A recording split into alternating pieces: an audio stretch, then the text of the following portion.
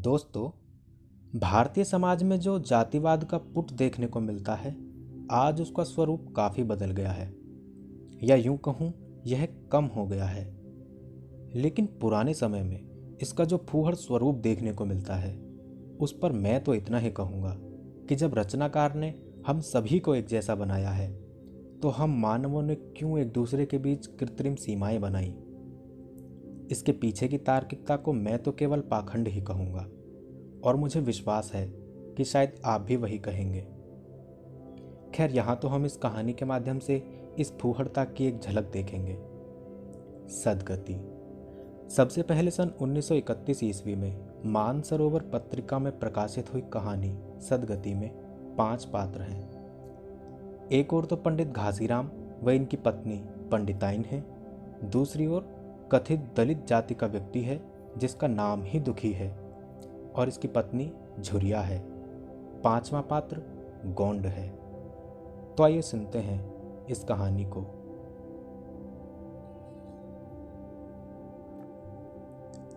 दुखी द्वार पर झाड़ू लगा रहा था और उसकी पत्नी झुरिया घर को गोबर से लीप रही थी। दोनों अपने अपने काम से फुर्सत पा चुके तो झुरिया ने कहा, तो जाके पंडित बाबा से कह आओ ना, ऐसा ना हो कहीं चले जाएं। दुखी, हाँ जाता हूं, लेकिन पहले तू सोच बैठेंगे किस चीज पर। झुरिया, कहीं से खटिया ना मिल जाएगी, ठकुराने से मांग लाना। दुखी, तू तो कभी कभी ऐसी बात कह देती है कि देह जल जाती है। ठकुराने वाले मुझे खटिया देंगे? आग तक तो घर से निकलती नहीं, खटिया देंगे। कैथाने में जाकर 1 लोटा पानी मांगू तो न मिले, भला खटिया कौन देगा? हमारे उपले सेठे भूसा लकड़ी थोड़े ही हैं कि जो चाहे उठा ले जाए। ला, अपनी खटोली धोकर रख दें, गर्मी के दिन तो हैं, उनके आते आते सूख जाएगी। झुरिया, वे हमारी खटोली पर बैठेंगे नहीं, देखते नहीं कितने नेम धर्म से रहते हैं। दुखी ने जरा चिंतित होकर कहा, हाँ ये बात तो है।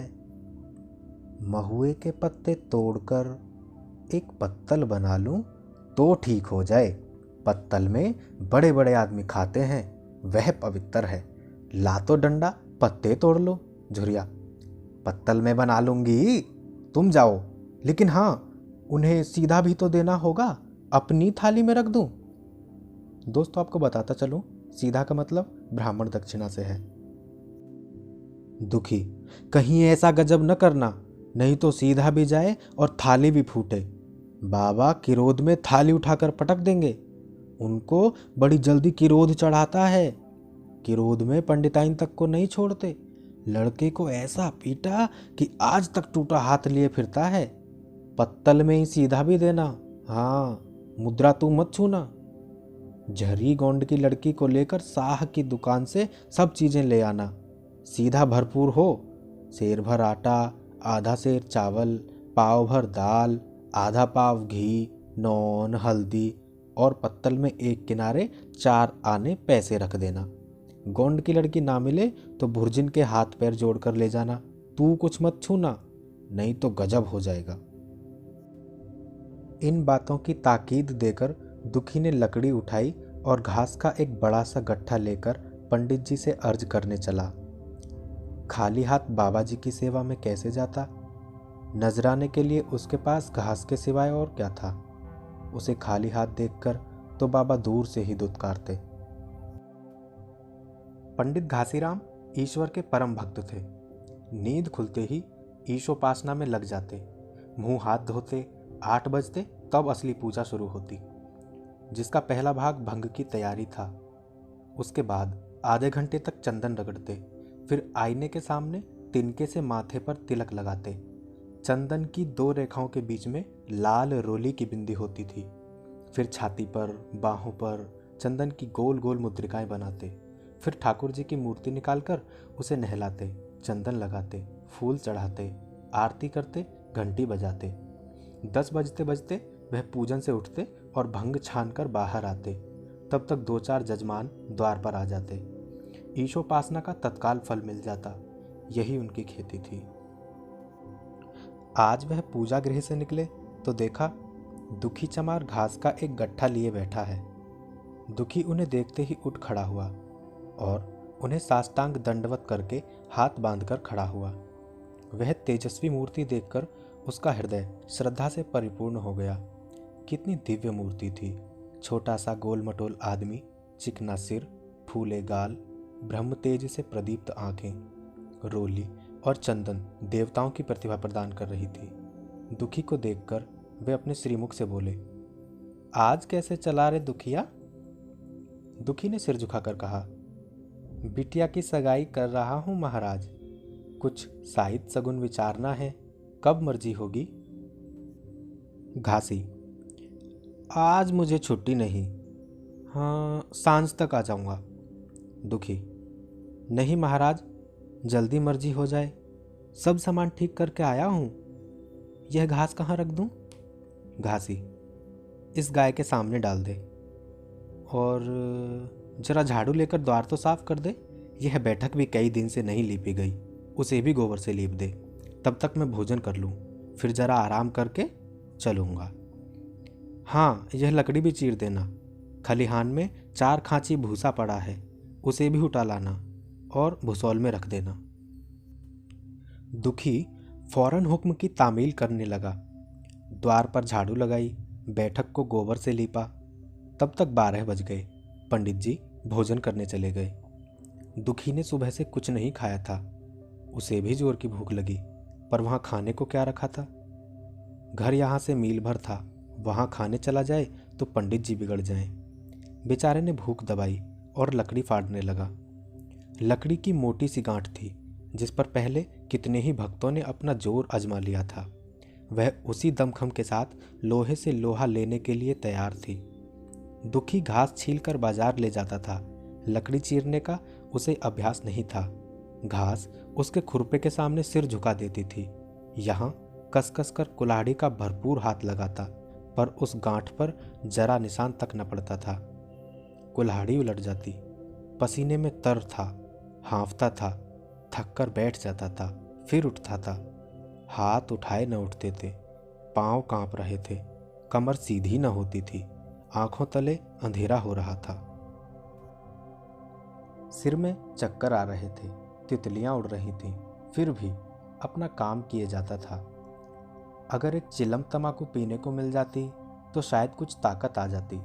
उसने सोचा, यहाँ चिलम और तमाकू कहाँ मिलेगी? ब्राह्मणों का पूरा है। ब्राह्मण लोग हम नीच जातों की तरह तमाकू थोड़े ही पीते हैं। शायद उसे याद आया कि गांव में एक गोंड भी रहता है, उसके यहाँ जरूर चिलम तमाकू होगी। तुरंत उसके घर दौड़ा। खैर, मेहनत सफल हुई। उसने तमाकू दी और चिलम भी दी, पर आग वहां न थी। दुखी ने कहा, आग की चिंता न करो भाई, मैं जाता हूँ, पंडित जी के घर से मांग लूंगा। वहां तो अभी रसोई बन रही थी। यह कहता हुआ वह दोनों चीजें लेकर चला आया और पंडित जी के घर में बरौठे के द्वार पर खड़ा होकर बोला, मालिक, रचिक आग मिल जाए तो चिलम पी लें। पंडित जी भोजन कर रहे थे। पंडिताइन ने पूछा, यह कौन आदमी आग मांग रहा है? पंडित, अरे वही ससुरा दुखिया चमार है। कहा है थोड़ी सी लकड़ियां चीर दे। आग तो है, दे दो। पंडिताइन ने भौहें चढ़ाकर कहा, तुम्हें तो जैसे पोती पत्रों के फेर में धर्म कर्म की किसी बात की सुधि ही नहीं रही। चमार हो, धोबी हो, पासी हो, मुंह उठाए घर में चला आए। हिंदू का घर न हुआ, कोई सराय हुई। कह दो दाढ़ी जार से चला जाए, नहीं तो इसी लुआठी से मुंह झुलस दूंगी। आग मांगने चले हैं। पंडित जी ने उन्हें समझाकर कहा, भीतर आ गया तो क्या हुआ? कोई चीज तो नहीं छुई। धरती पवित्र है। जरा सी आग दे क्यों नहीं देती? काम तो हमारा ही कर रहा है। कोई लोनिया यही लकड़ी फाड़ता तो कम से कम 4 आने लेता। पंडिताइन ने गरज कर कहा, वह घर में आया क्यों? पंडित ने हार कर कहा, ससुरे का अभागा था, और क्या। पंडिताइन, अच्छा इस वक्त तो आग दे देती हूं, लेकिन फिर जो कोई इस तरह घर में आएगा तो उसका मुंह ही जला दूंगी। दुखी के कानों में इन बातों की भनक पड़ रही थी। पछता रहा था, नाहक आया। सच तो कहती हैं, पंडित के घर में चमार कैसे चला आए? बड़े पवित्र होते हैं ये लोग, तभी तो संसार पूजता है, तभी तो इतना मान है। भर चमार थोड़े ही हैं। इसी गांव में बूढ़ा हो गया, मगर मुझे इतनी अकल भी न आई। इसीलिए जब पंडिताइन आग लेकर निकली तो मानो वह स्वर्ग का वरदान पा गया। दोनों हाथ जोड़कर जमीन पर माथा टेकते हुए बोला, पंडिताइन माता, मुझसे बड़ी भूल हुई कि घर में चला आया। चमार की अकल ही तो ठहरी, इतने मूर्ख न होते तो लातें क्यों खाते। पंडिताइन चिमटे से आग पकड़कर लाई थी। 5 हाथ की दूरी से घूंघट की आड़ से दुखी की तरफ आग फेंकी। आग की एक बड़ी सी चिंगारी दुखी के सिर पर पड़ गई। जल्दी से पीछे हटकर सिर को झोंटे देने लगा। उसके मन ने कहा, यह एक पवित्र ब्राह्मण के घर को अपवित्र करने का फल है। भगवान ने कितनी जल्दी फल दे दिया। इसी से तो संसार पंडितों से डरता है। और सबके रुपए मारे जाते हैं, ब्राह्मण के रुपए भला कोई मार तो ले, घर भर का सत्यानाश हो जाए, पांव गल गल कर गिरने लगे। बाहर आकर उसने चिलम पी और फिर कुल्हाड़ी लेकर जुट गया। खट खट की आवाजें आने लगी। उस पर आग पड़ गई तो पंडिताइन को उस पर कुछ दया आ गई। पंडित जी भोजन करके उठे तो बोली, इस चमरवा को भी कुछ खाने को दे दो, बेचारा कब से काम कर रहा है, भूखा होगा। पंडित जी ने इस प्रस्ताव को व्यवहारिक क्षेत्र समझकर पूछा, रोटियां हैं?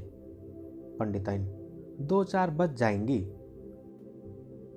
पंडित, 2-4 रोटियों में क्या होगा, चमार है, कम से कम शेर भर चढ़ा जाएगा। पंडिताइन कानों पर हाथ रखकर बोली, अरे बाप रे, शेर भर? तो फिर रहने दो। पंडित जी ने अब शेर बनकर कहा, कुछ भूसी चोकर हो तो आटे में मिलाकर 2 ठो लिट्ट ठोक दो, साले का पेट भर जाएगा। पतली रोटियों से इन नीचों का पेट नहीं भरता, इन्हें तो ज्वार का लिट्ट चाहिए। पंडिताइन ने कहा, अब जाने भी दो, धूप में कौन मरे। दुखी ने चिलम पीकर फिर कुल्हाड़ी संभाल ली। दम लेने से हाथों में जरा ताकत आ गई थी। कोई आधे घंटे तक फिर कुल्हाड़ी चलाता रहा, फिर बेदम होकर वहीं सिर पकड़कर बैठ गया। इतने में गोंड आ गया। बोला, क्यों जान देते हो बूढ़े दादा, तुम्हारे फाड़े यह गांठ न फटेगी, नाहक हलकान होते हो। दुखी ने माथे का पसीना पोंछकर कहा, अभी गाढ़ी भर भूसा ढोना है भाई। गोंड, कुछ खाने को मिला कि काम ही कराना जानते हैं, जाके मांगते क्यों नहीं। दुखी, कैसी बात करते हो चिखुरी, ब्राह्मण की रोटी हमको पचेगी। गोंड, पचने को पच जाएगी, पहले मिले तो मूंछों पर ताव देकर भोजन किया और आराम से सोए, तुम्हें लकड़ी फाड़ने का हुक्म लगा दिया। जमींदार भी कुछ खाने को देता है, हाकिम भी बेगार लेता है तो थोड़ी बहुत मजदूरी देता है, यह उनसे भी बढ़ गए, उस पर धर्मात्मा बनते हैं। दुखी, धीरे धीरे बोलो भाई, कहीं सुन ले तो आफत आ जाए। यह कहकर दुखी फिर संभल पड़ा और कुल्हाड़ी की चोट मारने लगा। चिखुरी को उस पर दया आई, आकर कुल्हाड़ी उसके हाथ से छीन ली और कोई आधे घंटे खूब कस कस कर कुल्हाड़ी चलाई, पर गांठ में एक भी दरार न पड़ी। तब उसने कुल्हाड़ी फेंक दी और यह कहकर चला गया, तुम्हारे फाड़े यह न फटेगी, जान भले निकल जाए। दुखी सोचने लगा, बाबा ने यह गांठ कहाँ रख छोड़ी थी कि फाड़े नहीं फटती, कहीं दरार तो पड़ती ही नहीं। मैं कब तक इसे चीरता रहूंगा, अभी घर में 100 काम पड़े हैं, कार परोजन का घर है, एक न एक चीज घटी ही रहती है, पर इन्हें इसकी क्या चिंता। चलूं, जब तक भूसा ही उठा लाऊं, कह दूंगा बाबा आज तो लकड़ी नहीं फटी, कल लाकर फाड़ दूंगा। उसने झावा उठाया और भुस ढोने लगा। खलिहान यहां से 2 फरलांग से कम न था। अगर झावा खूब भर भर कर लाता तो काम जल्द खत्म हो जाता, लेकिन फिर झावे को उठाता कौन। अकेला भरा हुआ झावा उससे न उठ सकता था, इसलिए थोड़ा थोड़ा लाता था। 4 बजे भूसा कहीं खत्म हुआ। पंडित जी की नींद भी खुली। हाथ मुंह धोया, रान खाया और बाहर निकले। देखा तो दुखी झावे पर सिर रखे सो रहा है। जोर से बोले, अरे दुखिया, तू सो रहा है? लकड़ी तो अभी ज्यों की त्यों पड़ी हुई है। इतनी देर से तू करता क्या रहा? मुट्ठी भर भूसा ढोने में सांझ कर दी, उस पर सो रहा है। उठ, ले कुल्हाड़ी और लकड़ी फाड़ डाल। तुझसे जरा सी लकड़ी नहीं फटती, फिर साइत भी वैसी ही निकलेगी। मुझे दोष मत देना। इसी से कहा है कि नीच के घर में खाने को हुआ और उसकी आंख बदली। दुखी ने फिर कुल्हाड़ी उठाई। जो बातें पहले से सोच रहा था वे सब भूल गई। पेट पीठ में धंसा जाता था। आज सवेरे जलपान तक न किया था, अवकाश ही न मिला। उठना भी पहाड़ मालूम होता था। जी डूबा जाता था, पर दिल को समझाकर उठा। पंडित हैं, कहीं साइत ठीक न विचारे तो फिर सत्यानाश ही हो जाए। जब ही तो संसार में इतना मान है। साइत का ही तो सब खेल है, जिसे चाहे बिगाड़ दे। पंडित जी गांठ के पास आकर खड़े हो गए और बढ़ावा देने लगे। हाँ, मार कसके, और मार, कसके मार। अबे जोर से मार, तेरे हाथों में तो जैसे दम ही नहीं है। लगा कसके। खड़ा सोचने क्या लगता है? हाँ, बस बस, फटी ही जाती है उसी दरार में। दुखी अपने होश में न था। न जाने कौन सी गुप्त शक्ति उसके हाथों को चला रही थी। वह थकान, भूख, कमजोरी सब मानो भाग गई। उसे अपने बाहुबल पर स्वयं आश्चर्य हो रहा था। एक एक चोट वज्र की तरह पड़ती थी। आधे घंटे तक वह इसी उन्माद की दशा में हाथ चलाता रहा, यहाँ तक कि लकड़ी बीच से फट गई और दुखी के हाथ से कुल्हाड़ी भी छूटकर गिर पड़ी। इसके साथ वह भी चक्कर खाकर गिर पड़ा। भूखा प्यासा थका हुआ शरीर जवाब दे गया। पंडित जी ने पुकारा, उठ के 2-4 हाथ और लगा दे, पतली पतली चौलियां हो जाएं। दुखी ना उठा। उन्होंने भी अब उसे दिख करना उचित न समझा। पंडित जी ने भीतर जाकर बूटी छानी, शौच गए, स्नान किया और पंडिताई बाना पहनकर निकले। दुखी अभी तक वहीं पड़ा हुआ था। जोर से पुकारा, अरे क्या पड़े ही रहोगे दुखी? चलो, तुम्हारे ही घर चल रहा हूं। सब सामान ठीक ठीक है ना? दुखी फिर भी न उठा। अब पंडित जी को कुछ शंका हुई। पास जाकर देखा तो दुखी अकड़ा हुआ पड़ा था। बदहवास होकर भागे और पंडिताइन से बोले, दुखिया तो जैसे मर गया। पंडिताइन हकबकाकर बोली, वह तो अभी लकड़ी चीर रहा था ना? पंडित, हाँ, लकड़ी चीरते चीरते मर गया। अब क्या होगा? पंडिताइन ने शांत होकर कहा, होगा क्या, चमरौने में कहला भेजो, मुर्दा उठा ले जाएं। एक क्षण में गांव भर में खबर हो गई। पूरे में ब्राह्मणों की ही बस्ती थी। केवल एक घर गोंड का था। लोगों ने उधर का रास्ता छोड़ दिया। कुएं का रास्ता उधर से ही था। पानी कैसे भरा जाए? चमार की लाश के पास से होकर पानी भरने कौन जाए? एक बुढ़िया ने पंडित जी से कहा, अब मुर्दा फेंकवाते क्यों नहीं? गांव में कोई पानी पिएगा या नहीं? इधर गोंड ने चमरौने में जाकर सबसे कह दिया, खबरदार, मुर्दा उठाने मत जाना, अभी पुलिस की तहकीकात होगी। दिल लगी है, एक गरीब की जान ले ली। पंडित होंगे तो अपने घर के होंगे, लाश उठाओगे तो तुम भी पकड़े जाओगे। इसके बाद ही पंडित जी पहुंचे, पर चमरौने का कोई आदमी लाश उठा लाने के लिए तैयार न हुआ। हाँ, दुखी की स्त्री और कन्या दोनों हाय हाय करती वहां चली और पंडित जी के द्वार पर आकर सिर पीट पीट कर रोने लगी। उसके साथ 10-5 और चमारन थी। कोई रोती, कोई समझाती, पर चमार एक भी न था। पंडित जी ने चमारों को बहुत धमकाया, समझाया, मिन्नत की, पर चमारों के दिल पर पुलिस का रौब छाया हुआ था। एक भी न निकला। आखिर निराश होकर पंडित जी लौट आए। आधी रात तक रोना पीटना जारी रहा। देवताओं का सोना मुश्किल हो गया, पर लाश उठाने कोई चमार न आया। और ब्राह्मण चमार की लाश कैसे उठाते? भला ऐसा किसी शास्त्र पुराण में लिखा है? कोई दिखा दे। पंडिताइन ने झुंझलाकर कहा, इन डाइनों ने तो खोपड़ी चाट डाली, सभी का गला भी नहीं थकता। पंडित ने कहा, रोने दो चुड़ैलों को, कब तक रोएंगी? जीता था तो कोई बात न पूछता था, मर गया तो कोलाहल मचाने के लिए सबकी सब आग पहुंची। पंडिताइन, चमार का रोना मनहूस है? पंडित, हाँ बहुत मनहूस। पंडिताइन, अभी से दुर्गंध उठने लगी? पंडित, चमार था ससुरा कि नहीं? खाद्य अखाद्य का विचार है इन सबको? पंडिताइन, इन सबों को घिन भी नहीं लगती। पंडित, भ्रष्ट हैं सब। रात तो किसी तरह कटी, मगर सवेरे भी कोई चमार न आया। चमारन भी रो पीट कर चली गई। दुर्गंध कुछ कुछ फैलने लगी। पंडित जी ने एक रस्सी निकाली, उसका फंदा बनाकर मुर्दे के पैर में डाला और फंदे को खींचकर कस दिया। अभी कुछ कुछ धुंधलका था। पंडित जी ने रस्सी पकड़कर लाश को घसीटना शुरू किया और गांव के बाहर घसीट ले गए। वहां से आकर तुरंत स्नान किया, दुर्गा पाठ पढ़ा और घर में गंगाजल छिड़का। उधर दुखी की लाश को खेत में गीदड़, गिद्ध, कुत्ते और कौवे नोच रहे थे। यही जीवन पर्यंत की भक्ति, सेवा और निष्ठा का पुरस्कार था।